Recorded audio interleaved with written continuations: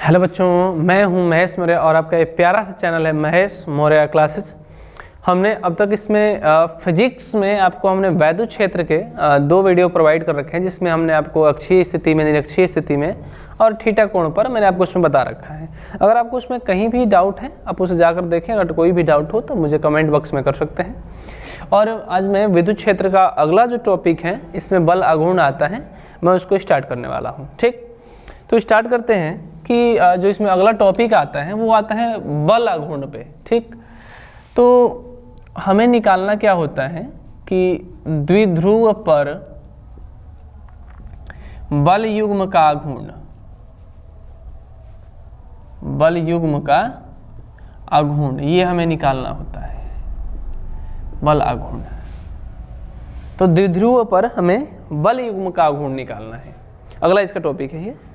तो इसमें सिंपल क्या होता है कि जब क्वेश्चन कहता है कि जब हम किसी भी एक समान वैद्युत क्षेत्र में किसी द्विध्रुव को रख देते हैं तो उस पर कितना बल आघूर्ण लगता है, ये हमें निकालना है। ठीक, तो बल युग्म का आघूर्ण का मतलब क्या है कि बल युग्म का मतलब होता है कि दो बल लग रहे होंगे। ठीक, और आघूर्ण कि जो घुमाने में सहायता करता है उसी को हम आघूर्ण कहते हैं। तो जो बल घुमाने में सहायता करे, द्विध्रुव को घुमाने में सहायता करे, उसे हम बल युग्म का आघूर्ण कहते हैं। ठीक, क्लियर करेंगे इसे धीरे धीरे हम आपको। सबसे पहली बात कि हम मान लेते हैं कि हमारे पास एक समान वैद्युत क्षेत्र है। समान, जिसके समान का मतलब है कि इसके किसी भी बिंदु पर अगर हम तीव्रता निकालने की कोशिश करें, परिमाण निकालें, तो वो एक समान हो किसी बिंदु के लिए। इस पॉइंट पे जितना हो उसी पॉइंट पे, यहाँ पे हर जगह समान हो तो हम उसे समान वैद्युत क्षेत्र कहते हैं। दिशा समान हो, परिमाण समान आता है तो समान वैद्युत क्षेत्र कहते हैं। अब क्या होता है इसमें कि मैंने एक समान वैद्युत क्षेत्र की तीव्रता एक ई मान ली, वैद्युत क्षेत्र मान लिया ई। तो आपको ये समझ जाना है कि ये दिशा जा रही है इधर, यानी कि जरूर इस साइड जो है प्लस का आवेश होगा और उधर किसका आवेश होगा, माइनस का, क्योंकि वैद्युत क्षेत्र रेखा है प्लस से किधर जाती है, माइनस की ओर। तो इस साइड प्लस होगा और इस साइड क्या होगा, माइनस, तभी रेखाएं इस तरफ से जा रही हैं। मैंने एक द्विध्रुव मान लिया, वैद्युत द्विध्रुव, इस तरीके से यहां से यहां तक वैद्युत द्विध्रुव मान लिया, जिस पर मैंने माना कि यहां पर प्लस क्यू आवेश है और यहां मान लिया कि माइनस क्यू आवेश है, क्योंकि द्विध्रुव पर दो आवेश होते हैं और मैंने मान लिया इसे, और ये इसको मान लिया ओ बिंदु। ठीक, तो द्विध्रुव पर एक माइनस का आवेश है और दूसरा किसका आवेश है, प्लस का क्यू आवेश है। अब सोचिए, अगर ये वैद्युत क्षेत्र है तो चूंकि हम जानते हैं कि E बराबर में F बटा Q होता है, यानी कि टोटल बल निकालें F तो E Q आ जाएगा। यानी कि हम डायरेक्टली कह सकते हैं कि इस पर जो बल काम कर रहा है वो है F बराबर में, जिसे हम F1 से दर्शा दे रहे हैं, EQ। ठीक, F बराबर में EQ आवेश, Q आवेश की वजह से हमने F इधर लिख लिया। और ये चूंकि विपरीत दिशा में है, इस साइड में है, तो मैंने इसे कह दिया कि F2 बराबर में माइनस के EQ। ठीक, तो हमने इसे दो बल लगा लिए इस पे, एक प्लस में लगा है और एक इसमें लगा है, माइनस में। एक बल इस सिरे पे लगा है और एक बल इस सिरे पे लगा है, यानी कि हमें दिखा कि एक ही द्विध्रुव पर दो बल कार्य कर रहे हैं, यानी कि ये कपल टाइप में है, कपल जैसा है, यानी कि एक जैसे दो बल कार्य कर रहे हैं तो इसे कपल कह देते हैं। ठीक, मैंने एक साथ दो बल कार्य कर रहे हैं। तो जब इसका हम नेट बल निकालते हैं कि द्विध्रुव पर नेट बल कितना है, तो एक का आ जाता है F1 और दूसरा है हमारा F2, दोनों को जोड़ देंगे, नेट बल हमें मालूम चल जाएगा। तो एक है हमारा EQ और दूसरा है माइनस के EQ, जो कि कट के हमें 0 दे देते हैं। तो हमें ये पता चल जाता है कि अरे ये तो द्विध्रुव है और इस पर बल 0 हो गया है, तो किस प्रकार से घूम रहा होगा। अब तो ये हम दिमाग लगाते हैं कि अगर हमारे पास एक वैद्युत क्षेत्र जो है प्लस का बल प्लस का है, एक माइनस का, तो नेट बल तो 0 है, लेकिन एक उधर काम कर रहा तो एक दूसरी दिशा में है, यानी कि जरूर ये इसे घुमा रहे होंगे, क्योंकि जब ये इधर बल काम करेगा इस साइड और ये इधर काम करेगा, तो इधर जब ये थोड़ा सा उठने की कोशिश करेंगे इस तरीके से, ठीक, इस तरीके से ये घूमने की कोशिश करेंगे इस तरीके से। तो हमने मान लिया कि किसी छोर पर यहाँ पे थीटा कोण है, जब यहाँ पे थीटा होगा तो यहाँ पे थीटा होगा। ठीक, यहाँ पे भी थीटा हो जाएगा, यानी कि इस पर एक ऐसा बल कार्य कर रहा है जिसकी वजह से ये वैद्युत द्विध्रुव जो है ये घूम रहा है, ये हमें निकालना है। तो जिस बल के वजह से ये वैद्युत द्विध्रुव घूमता है उसे हम कहते हैं बल युग्म का आघूर्ण। ठीक। अब बल युग्म का आघूर्ण हमें निकालना है, बल युग्म का आघूर्ण, तो इसे दर्शाते हैं हम टाउ से। किसे दर्शाते हैं? टाउ से। और टाउ का फॉर्मूला होता है कि कोई एक बल का परिमाण लेना होता है, कोई एक बल, और दोनों बलों के बीच की लंबवत दूरी हमें लेनी होती है, लंबवत दूरी। ठीक, तो कोई एक बल लेनी है और हमें लंबवत दूरी लेना है। अब बात ये आया हम पे, भाई लंबवत दूरी कौन सी है? तो ये वाला जो बल है, ये है इस तरीके से, इसकी रेखा इधर जाएगी और जो इसकी रेखा इधर जाएगी। ठीक, नहीं कि दोनों की जो लंबवत दूरी है या तो ये वाली है या तो ये वाली, हम कोई भी एक मान सकते हैं। तो यहाँ पे हमने मान लिया कि ये हमारा लंबवत दूरी है, ये वाला हिस्सा। अब हम जानते हैं कि जो वैद्युत द्विध्रुव होता है इसकी कुल लंबाई होती है 2a। तो ये थीटा, ये भी तो थीटा होगा, थीटा, तो सामने वाला साइन थीटा में आ जाता है, क्योंकि थीटा के साथ वाला कॉज होता है और थीटा के सामने लंब बटा कर्ण बराबर साइन थीटा। तो अगर हमें इसकी और इसकी वैल्यू लंबवत दूरी निकालनी है तो ये वाला है हिस्सा लंब, ये वाला हिस्सा है कर्ण, तो हम कह सकते हैं कि लंब बटा कर्ण बराबर में साइन थीटा, और लंब का मान निकालना है तो k 2a को जब इधर बोलेंगे तो ये 2a साइन थीटा हो जाएगा। ठीक, यानी कि जो लंबवत दूरी है वो हमारी 2a साइन थीटा है, लंबवत दूरी हमें 2a साइन थीटा मिल गई। अब कोई एक बल, मतलब परिमाण डालना होता है यहाँ पे, तो कोई भी एक बल लगाते हैं। मान लेते हैं कि एक हमारा बल हो जाएगा EQ, ठीक, E और Q इंटू लंबवत दूरी, तो लंबवत दूरी क्या आई है? 2a साइन थीटा, तो ये हमारा 2a साइन थीटा। अब Q इंटू 2a को अगर हम रखें तो ये बन जाता है P, क्योंकि Q इंटू 2a द्विध्रुव आघूर्ण है। Q इंटू 2a को मैंने लिखा P, ये वाला E और ये साइन थीटा, यानी कि टॉ बराबर में हमारा आ गया PE साइन थीटा। ये हमारा फॉर्मूला निकल के आ गया टाउ का। टाउ को क्या कहते हैं? तो बल युग्म का आघूर्ण कहते हैं। अब हमने पढ़ा है सदिश में कि यदि A वेक्टर हो इंटू B वेक्टर तो ये बनाते हैं AB साइन थीटा। ठीक, यानी कि इन दोनों को तुलना करें तो A का मान है P और B का मान है E, यानी कि टॉ बराबर हम कह सकते हैं P क्रॉस E। ठीक, जो टाउ होता है ये एक सदिश राशि होता है, तभी इसमें साइन आया है, क्योंकि ये वाला जो होता है ये हमारा सदिश गुणन का दर्शाता है, क्रॉस जो होता है सदिश गुणन में आता है, इसलिए टाउ एक सदिश राशि होती है। तो अगर पूछ ले कोई कि टाउ कैसी राशि है, तो हम डायरेक्टली कह सकते हैं कि टाउ एक सदिश राशि है। इसका कोई मात्रक पूछ ले तो हम कहेंगे कि P का जो अगर हम मात्रक निकालते हैं, P ये आता है Q इंटू 2a, तो P का मात्रक न्यूटन इंटू कुलाम, और E का, सॉरी ये उल्टा लिख दिया, P का Q इंटू 2 है तो coulomb into metre into E का न्यूटन प्रति कुलाम, तो इससे कट जाता है और न्यूटन मीटर, यानी कि जो इसका मात्रक होता है वो आता है न्यूटन मीटर। ठीक, और ये कैसी राशि होती है? तो सदिश राशि होती है। ये हमारा था जो एक समान वैद्युत क्षेत्र में जब कोई द्विध्रुव रखा हो तो उस पर कितना बल युग्म का आघूर्ण काम करेगा, हम इस तरीके से इसको सॉल्व कर सकते हैं। ठीक, इसका अगला टॉपिक, हाँ इसमें कुछ केस भी बन जाते हैं, जैसे हमें ये याद रखना है PE साइन थीटा। अब इसमें केस क्या बनता है?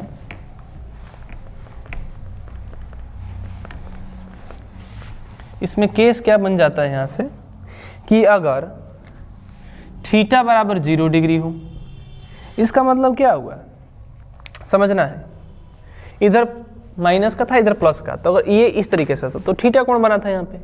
अब ये इस तरीके से हो जाएगा तो कितना कोण बनेगा? 0, यानी कि जब थीटा बराबर 0 हो तो हम कह सकते हैं कि टाउ बराबर में PE साइन 0, और इसकी वैल्यू आ जाती है 0। टाउ की वैल्यू कितनी आ गई? 0 आ गई। अब चूंकि इस साइड था हमारा माइनस और इधर क्या था? प्लस, अब इस पर थीटा का जो मान है ये 0 आ गया, ये वाला इस ऐसे हो गया तो 0। तब ये सोचिए कि जो द्विध्रुव था यहाँ पर प्लस Q, तो यहाँ पे प्लस चार्ज हो गया और यहाँ पे क्या हो गया? माइनस हो गया। तो प्लस वाला माइनस से आकर्षित हो जाता है और माइनस वाला इधर प्लस से आकर्षित हो जाता है, जिसकी वजह से ये घूमना बंद कर देता है। ठीक, अब घूमना बंद करेगा तो स्थिर हो जाएगा और ऐसे ही रुक जाएगा।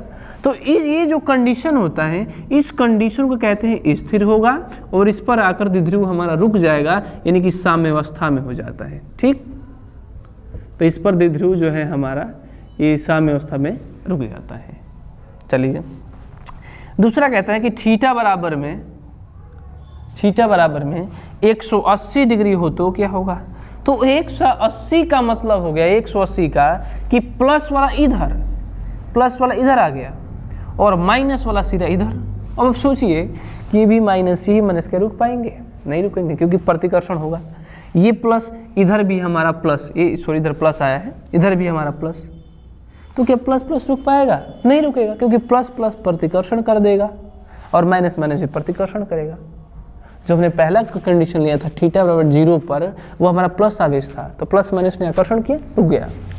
लेकिन जब ये माइनस माइनस और ये प्लस प्लस हो जाएंगे तो क्या कभी रुक पाएंगे? नहीं रुकेंगे, क्योंकि प्रतिकर्षण होगा तो एक दूसरे को हटाने की कोशिश करेंगे, और हटाने की वजह से ये हमारा ऐसे मुड़ना शुरू हो जाता है, इस तरीके से। ठीक, ऐसे मुड़ना शुरू हो जाता है। तो जब 180 होता है तो भी तो हमारा टॉ का मान P(E) sin 180, इसका मान ही 0 ही होगा। अघूर्ण का मान कितना होगा? 0। लेकिन ये जो अवस्था होता है यहाँ पर जो द्विध्रुव होते हैं रुकता नहीं है, क्योंकि प्रतिकर्षण होगा और वो घूमना शुरू कर देगा। इसलिए हम इस कंडीशन को कहते हैं अस्थिर साम्यावस्था। ठीक, अस्थिर साम्यावस्था, ये दूसरे कंडीशन कहते हैं।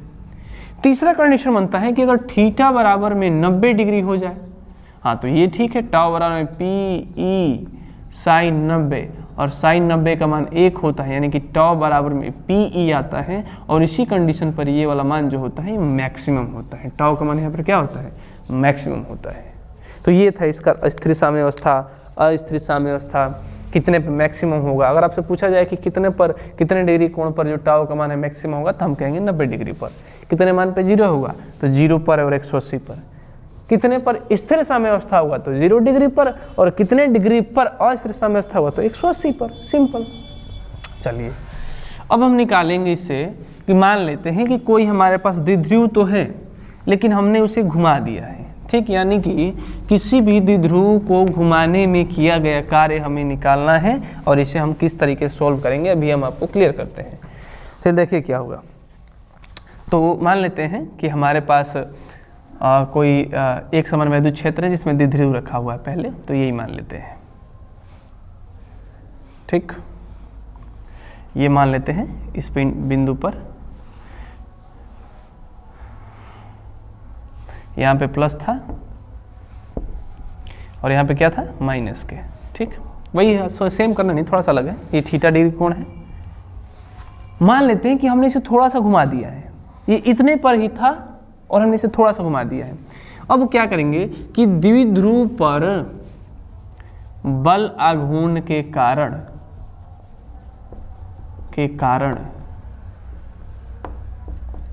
किया गया कार्य निकालना है। किया गया कार्य हमें निकालना है।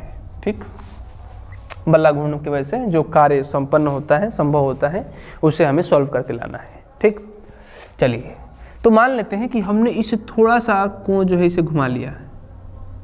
ठीक, ये इस वाला ये जो कोण है ये हमारा θ1, और ये जो कोण आया ये आया हमारा θ2, और ये जो छोटा सा कोण है इसे मान लिया हमने dθ। ये जो है इन दोनों के बीच जो है ये वाला ये इसे हमने dθ मान लिया। ठीक, तो हमें ये समझना है इसमें कि अगर हम थोड़ा सा कोण घुमाते हैं तो थोड़ा सा काम करना पड़ेगा, और ज़्यादा कोण घुमाएंगे तो ज़्यादा काम करना पड़ेगा। तो जो थोड़ा और ज़्यादा वाला सिस्टम होता है, इसमें क्या होता है कि अगर थोड़ा सा कोण घुमाया जाता है तो थोड़ा सा कार्य होगा, यानी कि dw थोड़ा सा होगा, और किसके प्रति होगा? तो टॉर्क के सापेक्ष होगा, टॉर्क के प्रति होगा। अब कहेंगे कि ये कहाँ से आया? तो ये सूत्र होता है कि किया गया कार्य बराबर में बल आघूर्ण इंटू कोणीय विस्थापन। ठीक, कोणीय विस्थापन जो होता है ये फॉर्मूला होता है, इस वजह से मैंने लिखा है कि dw बराबर में टॉर्क dθ। ठीक, अब θ1 से कहाँ किया गया है? θ2 तक, यानी कि जो dw कार्य किया गया है वह θ1 से θ2 पर किया गया है और टॉर्क की उपस्थिति में किया गया है, तो इसके लिए हमें समाकलन करना पड़ता है। ठीक है, अगर छोटा कोण है बड़ा ले जाना है तो इसके लिए हमें समाकलन करना पड़ता है, तो हम दोनों तरफ समाकलन कर देते हैं। अब थीटा कहाँ से कहाँ तक, तो θ1 से θ2 तक ले गया है, तो कार्य भी W1 से W तक होगा। ठीक, अब dW का जो समाकलन होता है वो होता है W, कहाँ से कहाँ तक किया जाएगा, तो W1 से कहाँ तक, W2 तक, ये हमने मान लिया। अब जो टॉर्क बचा है हमारा ये वाला, इसका सूत्र अभी भी निकल कर आया है कि PE sin थीटा और इंटू डी थीटा, ये θ1 से कहाँ तक, θ2 तक। अब हमने कर लिया कि जो W है इसकी लिमिट तो हमें मिल गई कि हाँ W1 से W2 तक गया होगा, और यहाँ से देखते हैं तो ये जो PE होता है ये कांस्टेंट है, क्योंकि थीटा के सापेक्ष समाकलन करना है तो PE कांस्टेंट है, तो हम PE को बाहर निकाल लेते हैं और ये साइन थीटा डी थीटा θ1 से θ2 तक जाना है हमें, तो इसको भी कर लेते हैं। अपर लिमिट लोअर लिमिट करेंगे तो ये W2 माइनस W1 आएगा, इसमें कोई भी बदलाव नहीं होगा। Upper limit minus lower limit बराबर PE, और जो साइन थीटा का समाकलन होता है ये होता है माइनस के कोस थीटा और θ1 से कहाँ तक, θ2 तक। क्लियर। चलिए W2 माइनस W1, इसको हम डायरेक्टली W ही लिख देते हैं, अंतर जो है वो W ही आएगा। W मान लेते हैं कि थीटा W2 माइनस W1 बराबर में हमारा W ही है। अब PE जब माइनस इसमें से कॉमन लेंगे बाहर तो ये आएगा माइनस के PE कॉस थीटा θ2 से θ1 तक, तो माइनस के PE अपर लिमिट तो कॉस θ2 माइनस लोअर लिमिट यानी कि कॉस θ1, ये हमने क्लियर कर लिया। तो ये जो होता है हमारा W2 माइनस W1, ये हम डायरेक्ट W कह दे रहे हैं, अंतर ही पूछता है इस वजह से, तो ये हमारा आ गया, हमारा ये जो है सूत्र आ गया इसका।